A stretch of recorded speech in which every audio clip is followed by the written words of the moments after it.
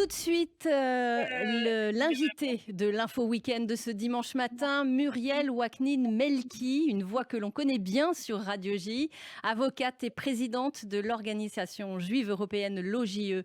Maître Muriel Waknin, bonjour. Bonjour Laurence Kahn, bonjour Radio J. Et merci de vous être levé si tôt en ce dimanche matin. Avec vous, nous allons évoquer plusieurs dossiers avec bien sûr un point commun, l'antisémitisme. Le premier de ces dossiers vous a amené à Metz cette semaine. Le 7 septembre dernier, Cassandre Fristo était jugée pour provocation à la haine raciale à cause d'une pancarte à caractère antisémite, pancarte brandie lors d'une manifestation contre le pass sanitaire. Vous avez plaidé dans cette affaire au nom de l'OJE. Ce mercredi 7 septembre, donc au tribunal correctionnel de Metz, Cassandre Fristo ne s'est pas présentée à son procès. Comment analysez-vous cette absence ? Alors, euh, l'analyser, en fait, elle a exposé par le biais de ces deux conseils que nous connaissons bien, puisque ce sont des avocats que nous voyons régulièrement prendre la défense de révisionnistes, de négationnistes ou de membres de la fachosphère. Elle a expliqué qu'elle aurait été victime de menaces et notamment on va dire, d'incursions de la presse et des journalistes à son domicile. Voilà. Donc elle s'est plainte de ça. Elle avait peur de venir à l'audience. C'était l'argument qu'elle a fait valoir par le biais de ses avocats. Maintenant, la réalité, c'est qu'elle n'a fourni évidemment aucun élément permettant d'accréditer ses propos et que tout simplement, comme malheureusement bon nombre de prévenus en matière de haine, il ne se présente pas à l'audience. C'est le Un manque refus de de se courage ? présenter devant ses juges, la peur d'affronter la réalité des propos peut-être qu'ils ont tenus, la peur d'affronter aussi le public qui était présent en nombre parce que la salle était remplie de journalistes et de personnes venues pour essayer de comprendre ce qui s'était passé au cours de ces manifestations au mois d'août. Et puis, en fait, ce que moi j'ai nommé une lâcheté crasse, en fait, de ne pas de lancer comme ça des feux un peu partout en France et de ne pas venir en assumer les conséquences devant les magistrats, devant la juridiction. Alors à la barre, les avocats des parties civiles dont vous êtes tous revenus sur l'origine de ce slogan, un slogan «Mais qui?». Rappelons qu'en garde à vue, l'intéressé avait déclaré, je cite: «Je n'ai rien vu de répréhensible sur cette pancarte. Je voulais seulement dénoncer les puissants. Je reproche à ces gens leur position, pas leur appartenance religieuse. J'ignore d'ailleurs leur religion pour la plupart.» Fin de citation. Pourquoi son argumentation, l'argumentation donc de Cassandre Fristo, n'est pas tenable selon vous ?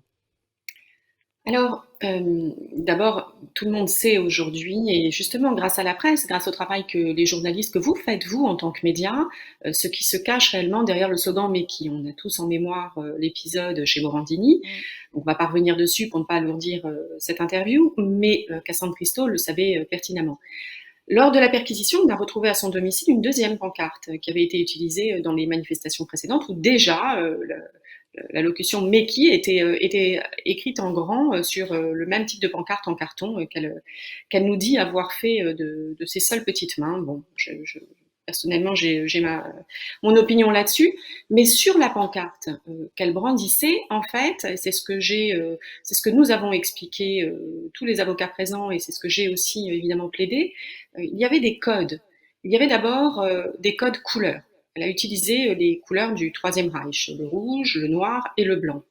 Ensuite, il y avait l'un des signes qui ont marqué le Führer et le régime du Führer, qu'elle a repris et qu'elle a détourné pour l'appliquer à La République en marche, parce que, comme elle l'a dit dans son audition de garde à vue, elle est quand même très remontée contre le président Macron. Donc il y avait ces codes-là. Et puis enfin, il y avait la liste de noms qu'elle avait choisie. Donc toute une liste de noms. Je le rappelle, il y avait 13 noms sur cette pancarte. Sur les 13 noms, il y en avait 11 qui étaient à consonance juive et dont on sait pertinemment que ce sont des personnalités juives. Alors elle avait une explication pour chacun d'entre eux.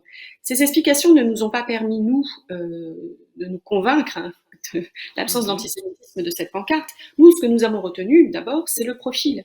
Le profil de cette jeune femme qui Oui, a une rappelons qui trentaine elle est. d'années, une petite Mmh. trentaine d'années, qui est professeur d'allemand dans les collèges de France pour C'est l'éducation un nationale. symbole. Ce qui signifie en clair que plus que n'importe quel autre citoyen français, elle a une connaissance affinée de l'histoire de l'Allemagne. Et évidemment, on ne peut pas imaginer un seul instant, qu'elle ne soit pas formée à l'histoire de l'Allemagne entre 39 et 45. Et donc ces codes-là, avec lesquels elle a joué, elle les connaît parfaitement. Ça pose deux problèmes. Un, ça pose le problème de la crédibilité ou de l'absence totale de crédibilité de ses propos lorsqu'elle dit qu'elle ne savait pas que sa pancarte pouvait être considérée comme antisémite, puisqu'elle reprend tous ces codes que je viens de vous énoncer. Et deux, ça pose le problème majeur sur lequel, évidemment, j'ai plaidé longuement, à savoir que c'est un professeur de l'éducation nationale, ce qui signifie qu'elle enseigne la haine à ses étudiants, à nos enfants, en langue allemande. Et ça, je crois que c'est un argument qui a fait mouche auprès du parquet, puisque l'argument a été repris par le parquet ensuite dans ses réquisitoires, et j'espère que le tribunal en tiendra compte dans sa condamnation, dans son jugement et dans la condamnation que nous attendons tous. Alors justement, au final, comme vous le soulignez, à l'instant, les pouvoirs publics semblent convaincus, le parquet semble convaincu de la culpabilité de cette militante d'extrême droite, hein. Il faut rappeler qu'elle Mhm. fut, candidate, ou élue même du Front national et qui est donc également enseignante en langue allemande. Le parquet qui a requis une peine de 3 mois avec sursis. Cette peine vous semble-t-elle à la hauteur des faits? Alors, euh, pour vos auditeurs, je reprécise une chose, la provocation à la haine raciale, pour résumer et pour faire en sorte que tout le monde comprenne ce que je vais Mmh. expliquer. Mmh. Cette infraction-là, le législateur a prévu pour cette infraction la peine maximale de 1 an d'emprisonnement et 45 000 euros d'amende. Et ou 45 000 euros d'amende. Donc 1 an d'emprisonnement ferme. Sur ce, on a une primo-délinquante, ce qui signifie une personne qui n'a pas de casier judiciaire, qui n'est pas connue des services des polices ni de la justice. Et donc, la peine qui est proposée par le procureur n'est pas une peine si légère que cela. Alors, bien sûr que nous, de notre côté, les parties civiles, et notamment à l'OJE, nous sommes très, très, très lucides par rapport aux peines qui sont prononcées en France par les juridictions françaises en matière de provocation à la haine, que ce soit sur les réseaux sociaux ou que ce soit dans les manifestations, comme dans le cas de Madame Christou. Nous savons que les tribunaux ont du mal à prononcer des condamnations qui sont fermes, qui sont claires, qui sont sans équivoque. Et c'est pour ça qu'à chaque fois, dans nos plaidoiries, nos avocats plaident sur la peine. Et il faut savoir que plaider sur la peine pour des avocats pénalistes, c'est quelque chose d'assez marginal. Nous le faisons, nous, dans nos plaidoiries, dans le cadre de notre activité à l'Organisation juive européenne, en tant que pénalistes purs. Nous avons plutôt, comme l'ensemble des pénalistes au barreau, de tous les barreaux d'ailleurs, quelques réticences à plaider sur la peine, qui en principe est l'apanage du seul parquet. Sauf que par expérience, nous savons que parfois le parquet qui vient requérir après nos plaidoiries, puisque c'est l'ordre dans lequel les choses se déroulent devant les instances pénales, eh bien parfois ce parquet-là requiert de manière un peu légère, comme c'était le cas aujourd'hui pour l'affaire dont nous parlons, Fristo. Et donc, lorsque j'ai plaidé, lorsque mes confrères ont plaidé, deux autres confrères ont plaidé également sur la peine, sur les 13 confrères présents, deux autres confrères ont également plaidé sur la peine, et j'ai plaidé de manière assez sévère et assez, on va dire, assez Mmh. lourde, parce que c'est le seul moyen de faire entendre aux magistrats que la peine a un sens, et qu'il faut qu'elle emmène le prévenu à prendre conscience que s'il recommence, que s'il récidive, ça n'ira qu'en s'aggravant pour lui. Et une peine de 3 mois avec sursis, c'est un avertissement. Ce n'est pas véritablement une peine. Nous Alors, verrons.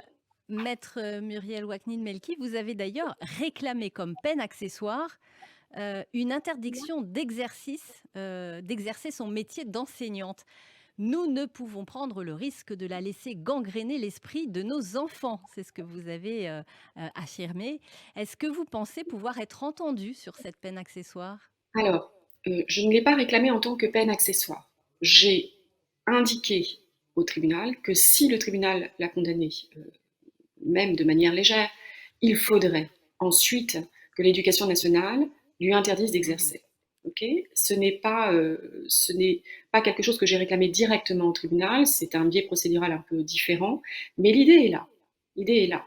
Qui souhaite aujourd'hui que nous ayons au sein des personnes qui sont là pour enseigner à nos enfants, des personnes qui sont à ce point imprimées d'idéologie raciste, antisémite. Cette personne ne veut pas partager quoi que ce soit de nos valeurs de la République avec personne, elle ne les partage pas déjà avec elle. Comment va-t-elle se comporter vis-à-vis des enfants qu'elle aura à éduquer? Et puis je ne peux pas m'empêcher de penser que le choix de la matière qu'elle enseigne, c'est l'allemand. Et me dire que l'allemand aujourd'hui en France serait enseigné par une personne qui est à ce point nostalgique du Troisième Reich, c'est évidemment problématique. On ne peut pas d'un côté en France tout mettre en œuvre pour lutter contre le racisme, l'antisémitisme, faire le devoir et le travail de mémoire que nous faisons depuis des années, et d'un autre côté laisser quelqu'un venir enseigner aux enfants exactement l'inverse. C'est ce que j'ai dénoncé. J'espère que le tribunal suivra et j'espère que l'éducation nationale suivra. Madame Christo a d'ores et déjà été suspendue pour 4 mois. Nous verrons bien. Prochain rendez-vous dans cette affaire Christo? 20 octobre, délibéré à 14h à Metz. Donc rendez-vous sur Radio J bien pour sûr, le pour vous résultat. tenir informé et tenir informé tous vos auditeurs du résultat de cette audience. Alors, à l'agenda de l'Organisation juive européenne, beaucoup d'autres dossiers vous attendent dans la lutte, votre lutte contre l'antisémitisme. On va citer l'affaire Rissen, du nom de cet écrivain ou pseudo-écrivain et militant antisémite, condamné en première instance en mars dernier à 1 an de prison ferme. Un dossier dont on a beaucoup d'ailleurs parlé sur Radio J par votre biais. L'appel a lieu, je crois, dans les tout prochains jours. Et là encore, l'OJE sera dans le prétoire pour tenter de faire condamner définitivement cet antisémite notoire. Est-ce que vous pouvez, en quelques mots, nous rappeler qui est Rissen et les faits qui lui sont reprochés? Alors, Rissen, c'est un personnage de la fachosphère que nous connaissons malheureusement que trop bien, l'Organisation juive européenne, et qui est évidemment très connu aussi de la 17e chambre correctionnelle de Paris, qui le juge régulièrement depuis plusieurs années maintenant et qui le condamne régulièrement depuis plusieurs années maintenant. Alors, c'est toujours la même chose, ce sont toujours le même type d'infraction. Rissen soit tient des propos dans des vidéos, soit intervient sur des réseaux sociaux pour tenir des propos qui sont à caractère antisémite, ouvertement antisémite. Là, il s'agit d'une vidéo, une énième vidéo qui a été publiée, republiée, il se fait condamner, de nouveau renvoyé devant le tribunal, et puis il fait appel systématiquement parce que c'est quelqu'un qui maîtrise très très bien la technique procédurale, et donc il se joue de toutes les possibilités de notre code de procédure pour faire traîner le maximum et puis pour éviter les peines qui lui sont appliquées. Là où nous étions particulièrement ravis et contents du résultat, c'était que l'an dernier, le tribunal l'avait enfin condamné à une peine de 1 an de prison ferme. Donc, c'est-à-dire le maximum, c'est ce que je vous expliquais tout à l'heure pour Madame Christo. Lui avait écopé du maximum. Il a évidemment fait appel de cette condamnation. Et donc, nous y retournons le 22 septembre prochain. Mon confrère Audi Bloch plaidera sur ce dossier-là et tentera d'obtenir de la Cour d'appel de Paris qu'elle confirme cette condamnation à 1 an ferme. Sachant que nous avons quand même quelques difficultés à la Cour d'appel de Paris qui, de manière assez régulière, rabaisse le quantum des peines qui sont prononcées en première instance par la 17e chambre correctionnelle. Et encore une fois, nous allons donc devoir plaider sur la nécessité d'obtenir en France des peines de prison fermes, des peines de prison qui lancent des messages qui soient très très clairs et qui soient sans équivoque. On ne peut pas d'un côté venir tout mettre en œuvre pour lutter contre l'antisémitisme, et d'un autre côté, avoir des décisions de justice qui sont beaucoup trop légères, avec des condamnations qui finalement n'ont pas véritablement de sens. Parce que lorsqu'on prend le cas d'un Rissen, on se rend bien compte que la personne est en récidive depuis des années, et que finalement les peines qui sont prononcées, eh bien, ne l'emmènent jamais jusqu'à la casse-prison. Là, la situation est un peu différente. Il s'agit d'1 an de prison ferme. Si la Cour d'appel confirme, je pense que Rissen dormira en prison. Voilà. C'est ce que nous, en tout cas, nous essayons d'obtenir pour que finalement il y ait une traduction des engagements qui sont pris au sommet de l'État sur la lutte contre l'antisémitisme par les tribunaux judiciaires devant lesquels nous sommes toutes les semaines. Alors, il nous reste 1 minute pour évoquer 2 dossiers. Le prochain, c'est l'affaire April Benayoun. Peut-être ce nom vous dit-il quelque chose.